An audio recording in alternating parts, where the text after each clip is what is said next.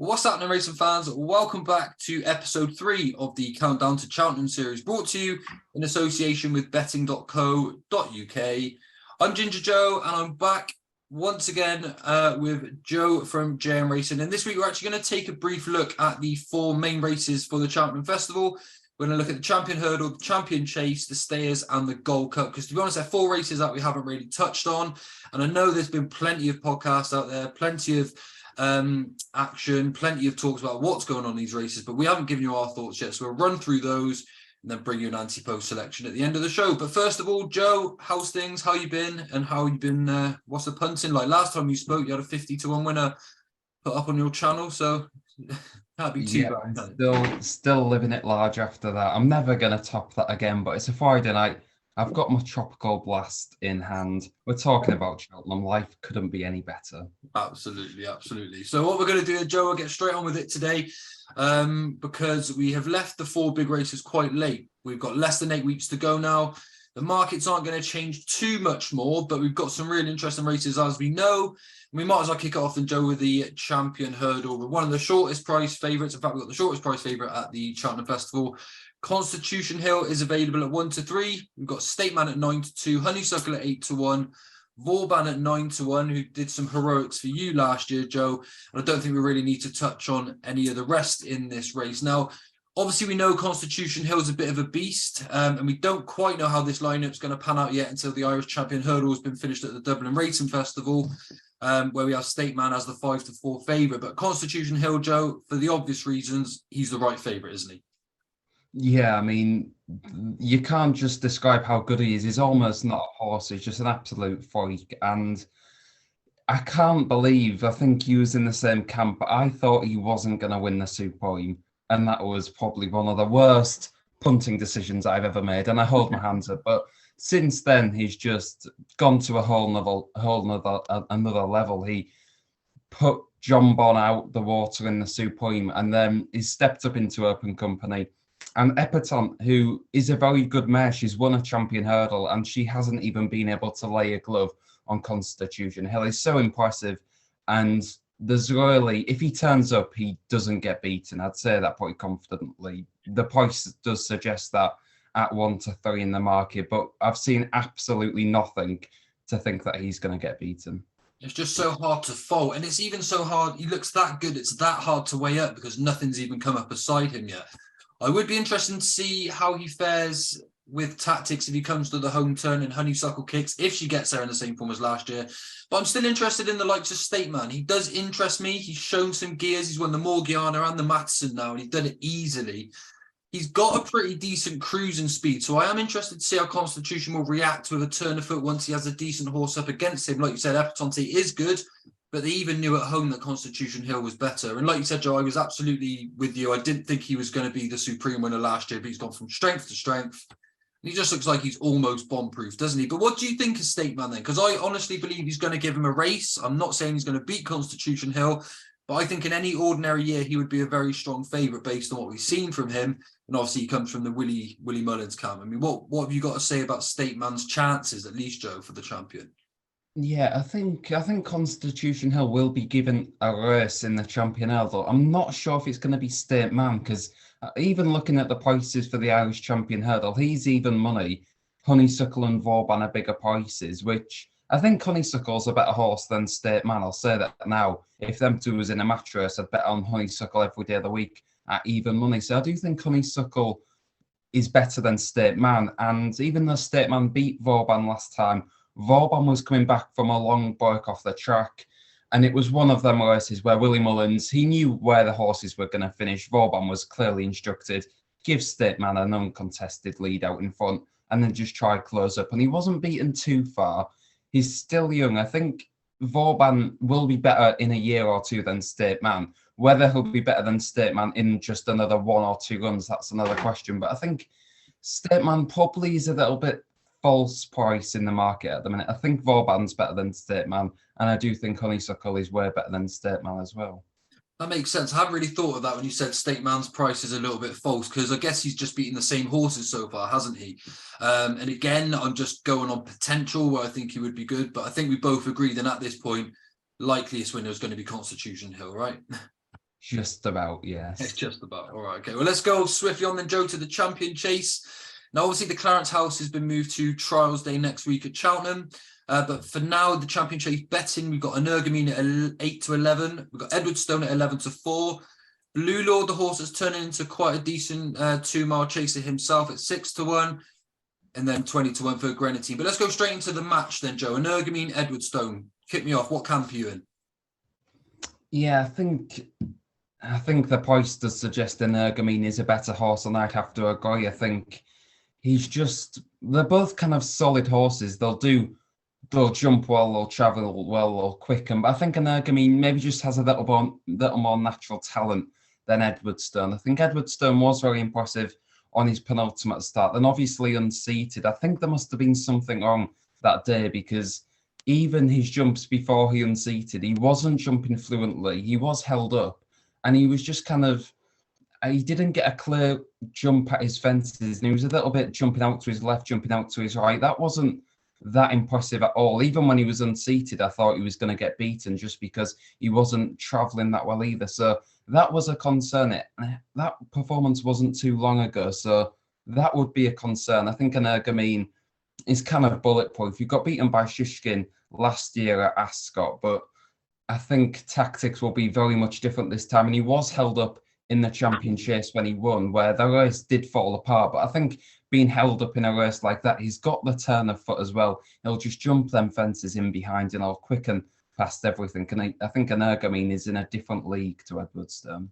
Yeah, I do agree. I feel if Edwardstone ran a foot perfect race, pinged every fence, he could absolutely give Energumene a race. I really do.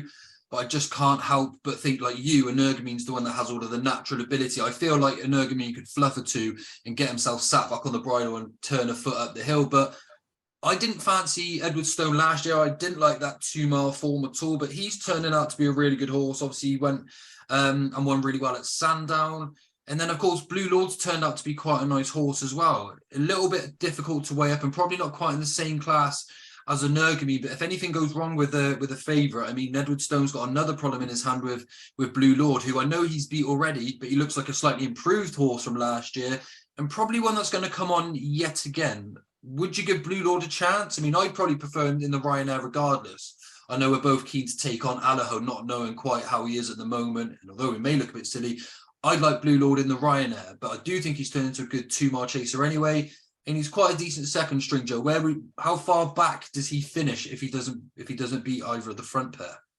Yeah, well, he's got to be there or thereabouts, and I do hope he does go for this race, just because my Fake Doodori slip in the Ryanair, which of course I put up in your viral video recently. So make sure to go check that one out, everyone. But yeah, I think Blue Lord, he won the last day. I'd like to see where Chacun Pour Soi would have finished if he didn't make that crushing mistake with 2 to jump, because I think he was there or thereabouts. But Blue Lord was ever so impressive, and he just keeps on galloping to the line. I think he may be a little bit different to Energumene and probably Edwardstone, where they both do have that turn of foot. I think Blue Lord will probably want to kind of gallop them into the ground, which I think he might be able to do. I don't think he's good enough to beat Energumene, but I could definitely see him finishing second behind him.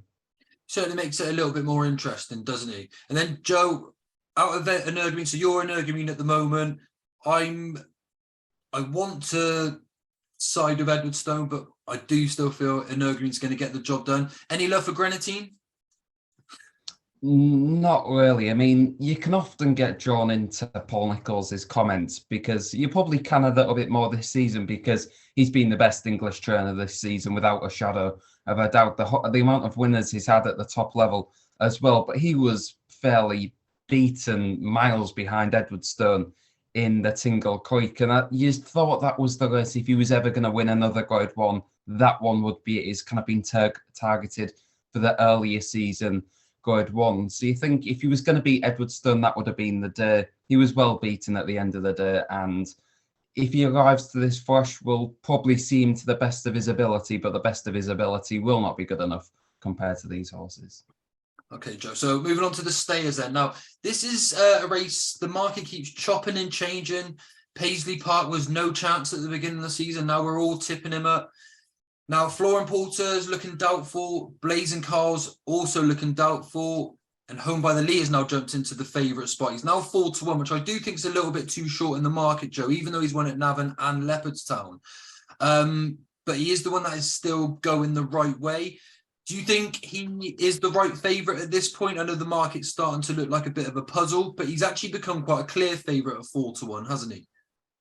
Yeah, well, his last two runs was very good, and I think his latest one over 30 miles was probably a career best from him because he beat Bob Ollinger over 2.5 miles, which he was flat out the full way around and obviously was crying out for a trip like this. He got it the last day and he won, but he beat Ashdale Bob by a couple of lengths. I mean, I don't think the Irish challengers in this are that good at all, to be honest. I think Florian Porter, I think he's just won this race before because of an excellent ride from Danny Mullins from the front. I think he hasn't come back in any sort of form this season. He's had a few fourth place finishes. None of them have been that encouraging. And I think even if he turns up, I don't think he'll win. Then, as you mentioned, with Blazing Carl, he hasn't been seen off the track. And I don't know where he's got this reputation that he's going to win a stay his first time out. I don't think that's the case. So it is a race where there's quite a few with question marks, and it might be a horse like a Paisley Park, which obviously did have his question marks, but this season is putting two really good runs. So you think if he turns up in the same form, it's not going to take an amazing performance to win this race. I think he would have a chance too. I quite like Home by the Lee, but I can't help but feel, and it's strange to say this about Stayer, but I do think he's still quite a raw horse. I think we probably haven't got to the bottom of him just yet. So the thing with Home by the Lee is that he could just be peaking just at the right time. 8 weeks out from Cheltenham, won at Navan, stepped up like we thought he'd appreciate, and then he bolted up. Well, I say he bolted up. He beat Ashdale Bob by 3 lengths, but it was almost came as a surprise again. Not many people thought he was going to back that up. So he is definitely one that's come into his prime. But I quite like Tia Hoopu here, Joe, for Gordon Elliott. Now I know you're not a fan of this one, but I thought he was really good at Fairy House when he won the Hatton's Grace. But what I also like is the fact that he seems to be doing his best work late on in his races. Now, Gordon Elliott hasn't even got him entered in the Champion Hurdle this year. So I think he's known for a while that the target for this one is going to be to step up in trip. So with the race now blown wide open, I think 9-1 starting to look like quite a decent each way bet. And although he's only been up to 2 mile 3, I honestly feel like this trip we could just see a completely different horse. And it could be the fact that we've campaigned him at the wrong sort of trip his whole career. Paisley Park, Joe, I know you quite like him, don't you, for this race? Yeah, definitely. I think, well, just going back to the horse you like, Tehupu, if he can beat Classical Dream over 2.5 miles, there's no way Classical Dream reverses that form over even further. So that would be a positive as well. But yeah, Paisley Park, he actually has a good record in this race. He's won it and then he bombed out when finishing 6th. And then he's come back with a third and a third the last couple of years. And he was only beaten a couple of lengths by Florian Porter in this race last year.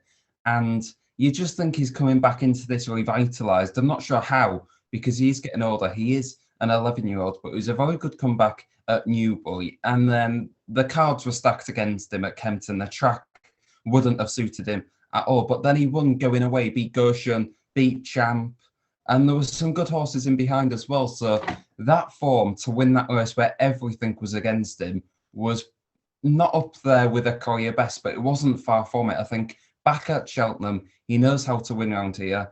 The Cheltenham Hill, he'll be flying up it, or at least moving faster than most of the other horses. So I think at 8-1, 9-1, it's a very good bet.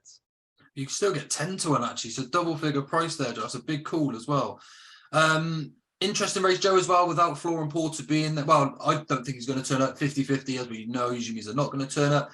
Without him going hard from the front as well, that will actually still leave it quite open for someone like Paisley Park, who without Florian Porter in the race won't be too far back, even if he gets off the bridle a bit early on as well. So it'll probably pay to his favour that Florian Porter doesn't turn up too. Onto the Gold Cup then, Joe. Galloping de Champs, 13-8. Noble Yates at 7-1. Last year's winner, aptly tied at 8. Brave Man's Game, Protectorat and Statler at 9s. And then conflated at 14-1. I'll kick us off here though, Joe, just because I want to mention something about Galloping de Champs. Obviously, we know he's a beast. He looks superb, great jumper, and likely to stay. But if he doesn't stay, suddenly this race is massively wide open. He's 13-8. 7-1 second favourite at the moment. This race is a lot more open than what we think if he doesn't stay the trip. Now, he probably will, but we also have to imagine that he's got a turn of foot, because I don't know if I can see him coming up the hill the same way A Plus Tard came up the hill. And I don't think he's going to have a turn of foot the same way we saw Noble Yates at Aintree last time out of that turn of foot as well. So he may stay, but he has to actually show us he's got the gears as well. What do you think of the favourite? Yeah, I mean, he hasn't done a lot wrong to kind of warrant being so worried about him, but at the same time, I'm not totally convinced. And his comeback run, I don't think that made him any more likely to win the Gold Cup, because he won over 2.5 miles. We all know he can win over shorter distances. That's not the question. It's 3 miles, 1 furlong. What have you got in that final furlong to get up the hill? And there will be horses staying on strongly up that hill. It's kind of like the new up and coming new blood against the old guard. And the old guard know their way around Cheltenham. The likes of A Plus Tard, even Manella Window, Protectorate's run in this race before and ran decently enough. So it's a race where you're taking 13-8 about a favourite, and there's a lot of very, very good horses. I think this is probably one of the strongest Gold Cups because it's a mix of generations, and I think this might be the race of the festival, and I wouldn't be wanting to be take 13-8 about a favourite in this. Couldn't agree more, Joe, honestly. Well, what about 8-year-old Noble Yates then, Joe? Bit of a revelation, I think. He's quite versatile on the basis he's won over 2 mile 1, 2 mile 2, 2 mile 3, 2 mile 7, 3 miles and 4 mile 2. You don't really get much more versatile of a horse than that. Now, he was 9th in the Ultima last year, but that doesn't bother me whatsoever because that was on the old course. The new course is totally different, and it'll probably suit him a little bit better as well. As long as he gets into a decent jumping rhythm, then I think that turn of foot looks like it'll be electric at the end, and I can see him coming up that hill like A Plus Tard did. I quite fancy him, Joe, but at the same time, I am wary of horses like this that can make themselves look good based on their campaign, but I am aware that he could get to the Gold Cup and bomb out. So I either think Noble Yates is going to be winning or coming very close second, or he's going to bomb out in this race. But I'm going to take a chance, and I do fancy him quite a bit. Do you agree with me on Noble Yates, Joe, or not so much a fan? Or Yeah, he's a weird horse because I saw him running at Wetherby behind a Hoy Senior, who probably would have been 2 starts before he won the Grand National. And he was pulled up just a few weeks before he ran there. And you thought he's running for a handicap mark. Little did I know he'd win the Grand National. Another occasion last season where I was completely wrong. But then after he won the Grand National, he has taken off. And it was a very good win at Aintree because it was weird. He kind of wanted to line up in front and then he dropped to be held up, and then he came with a very promising run. I think he's a versatile horse. I think whoever's riding him, they could bang him out in front and make use of his stamina, which is shown in the Grand National. On the other hand, he could be given the quietest ride out the back and just pick off horses one by one because he does have that turn of foot. He kind of came out from nowhere. I was watching the race at Aintree, and I think it was a Hoy Senior and Dashel Drasher. Them two kind of locked horns, and it looked to be between them. And then out the side of the track, this horse absolutely flew home. So to see that from a horse that has already run that far, you don't see many stays with that turn of foot. And he is one that you've got to take into account, just because even if they do go kind of a slow, if it's a messy race, I don't think any horse, maybe bar A Plus Tard or Galopin de Champs, would have the turn of foot that Noble Yates had and has shown already. faster they go, I think the faster, the better it is for him, really. Like I said, that turn of foot, I think, because I honestly think that's the difference here. I really can't get my teeth into a 13-8 Galopin de Champs when there's some bigger value like that on offer. So what about A Plus Tard then, Joe? Obviously, there's a bit of a question mark after obviously his disappointing run, and it was really disappointing. But I do think we write off horses a little bit too quickly. This is one bad run we've seen from a spectacular horse, and suddenly we're talking about him as if he's a no-hoper. He is an absolute beast around Cheltenham as well. We forget he won the novice handicap chase as well in 2019 or 2018, whichever one it was. And then he obviously has won some Gold Cups since. Jumps amazingly. He's a really, really good horse at Cheltenham. And Henry de Brom's a good trainer. I think he could get him back into good form, and I don't think he's going to be too far away. I definitely don't think he's going to be 8-1 on the day. He's going off at 7-2 this one, no problem at all. Where do you stand on him? Yeah, I think I probably agree that we've kind of just, well, not ourselves, but people have ruled out this horse just because of one bad run at Haydock, and I was fully expecting him to win at Haydock, but just because he was pulled up and Protectorat won that race, that doesn't especially mean that Protectorat is a better horse. I think A Plus Tard was obviously below par, and Henry de Bromhead's stable form was horrendous at that time as well. Obviously, there have been reasons why that has happened. So I think come Cheltenham, I think this horse is going to be primed to run 100% for his life. And if you look at that last Gold Cup, how can you oppose this horse? Because he absolutely flew up that Cheltenham Hill, turning in. There was only 5 horses in with a chance, and then jumping the last, it was one horse and one horse only, A Plus Tard, flying up that Cheltenham Hill. And we have seen horses win back-to-back Gold Cups in the recent years. Album Photo's done it. And I think this could be another one where he's going to be written off. Virtual Blackmore will be under no pressure at all because this horse isn't expected to do anything coming into this race after being pulled up. She can ride him with confidence, and I think he's got a very good chance, to be honest. After the year as well that the team have had, wouldn't it just be, it would blow the roof off the place if Honeysuckle or A Plus Tard managed to get the job done in race week? I even got goosebumps just thinking about it there too. But yeah, I'm definitely going to get stuck in a little bit, Joe, just on the basis of the price, 8-1. I've actually got a real nice double going. Well, I say a nice double go. I've got a double going where I've got Lossy Mouth at 11-1 and then A Plus Tard at 3s, and they basically sort of done a reverse job, so it sort of still pays the same regardless. But anyway, so Braveman's Game won the King George, Joe. Really impressive, jumped like a beast. I was confident that it was going to be between Long Presse and Braveman's Game the whole way round, but I didn't think he was going to win after giving that outside ride by Harry Cobden. But he was so in command at the finish line. We can't not send him to the Gold Cup now, can they? Even though I don't think he's going to have a chance, they can't not give him his options there, can they? Yeah, I think he's earned every right to run in this race. Even his 2 runs as well, when he won at Wetherby very impressively and then went to the King George and kept on getting bumped into by La Presse. That didn't seem to bother him. And I think coming down to the last, even though him and La Presse were kind of together, I think everyone knew there was only going to be one winner the way Braveman's Game was travelling.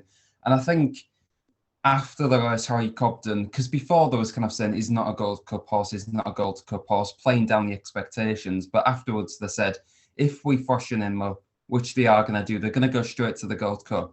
And I have been sucked into believing Paul Nicholls again in the fact that Braveman's Game is better when he's fresh, which he kind of has shown that his form did tail off towards the back end of last season when he bombed out at Aintree. So I think if he goes into this race fresh, then I don't think he's good enough to win it, but he's going to jump very well the whole way around. That's going to get him somewhat into contention.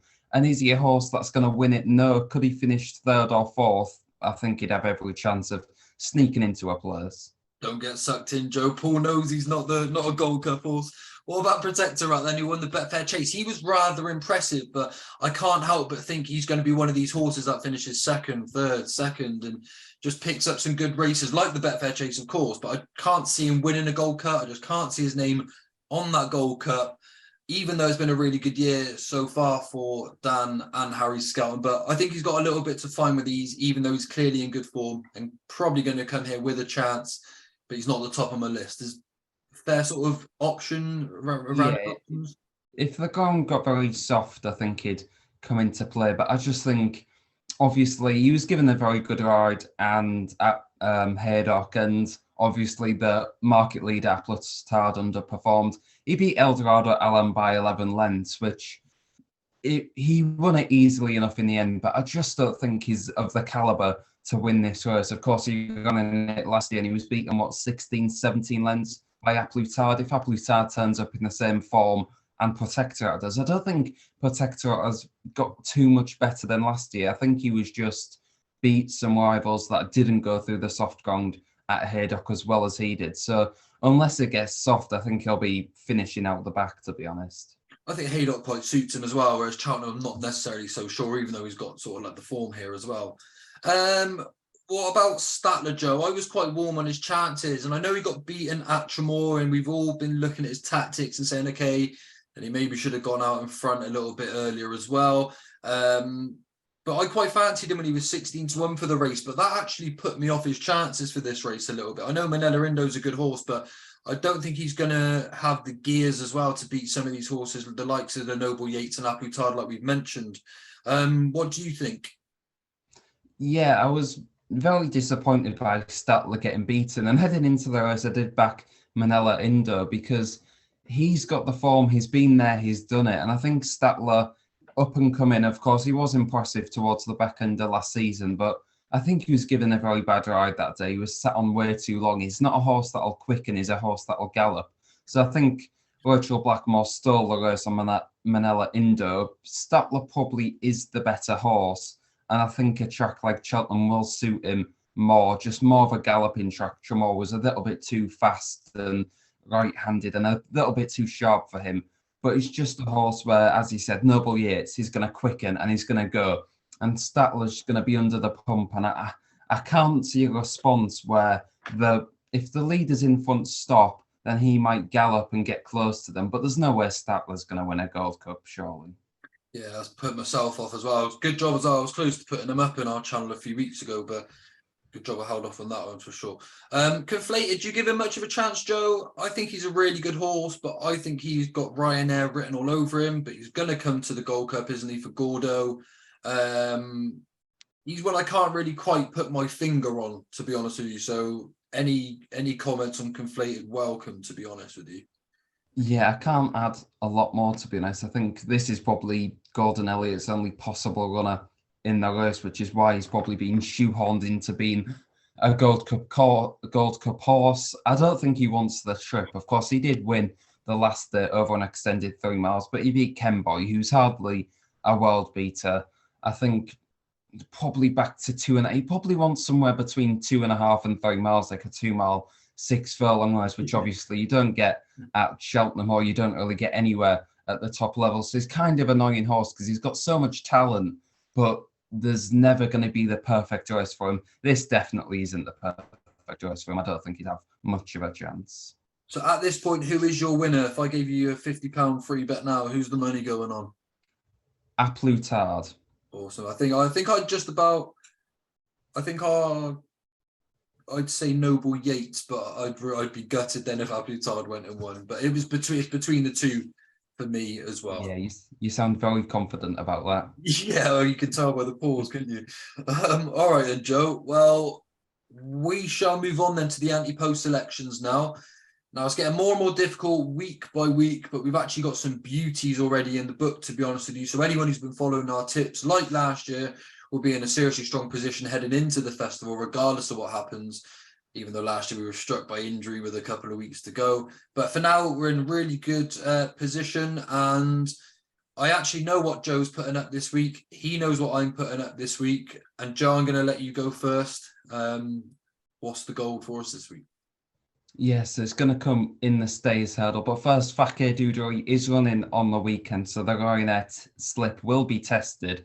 So he is 7-4. I'm having a little single on him as well against Chacun Pour Soi. But on to this week's Ante-Post selection. It's going to come in the Stays hurdle, and it's probably a heart over head bet. But I've convinced myself. I've been waking up in the middle of the night thinking about Paisley Park, flying up that Cheltenham hill. The Guinnesses will be going everywhere, even if they cost £7.50. Mine will be up in the air if I'm there, because I think this horse is going to win it for a second time. He's hit the crossbar a few times. I think he's in the form of his life. He is an 11-year-old. There is up-and-coming pretenders, but I think the old guard will also Supreme and Paisley Park 10-1 as well. I think he's going to be another double-figure priced winner at the festival. Brilliant. Paisley Park for Joe then. Well, this one's going to turn into a little bit of a match bet then, because by chance, my selection turns out to be in the Stayers hurdle as well. Maybe you'll just play them as each race singles and hope you pick up money off both of us. But my selection is going to be the Gordon Elliott runner, Joe, Tia Hoopu, as I mentioned, each way, though, at 9-1. I think that's some value just based on how open the race is starting to become right now.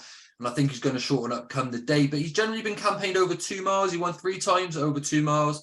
So you think he's got plenty of speed, but he seems to look like he runs like a stayer. He does a lot of his best work late on, and he showed that by winning the Hatton's Grace as well. He seemed to need every single inch of that run just to make sure he got up. But what I found interesting, like I mentioned about Tia Hoopu, Gordon left him out of the champion hurdle, and probably rightly so. He finished last in the race last year, and his 2-mile wins had actually come on soft and heavy ground, so he definitely looks like he's more of a stayer.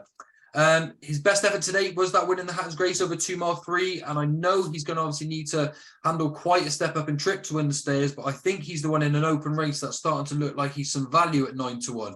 Not a horse that I'd actually really looked into previously, but I think this may be the key to him. A bit of a trip on some softish, good soft ground.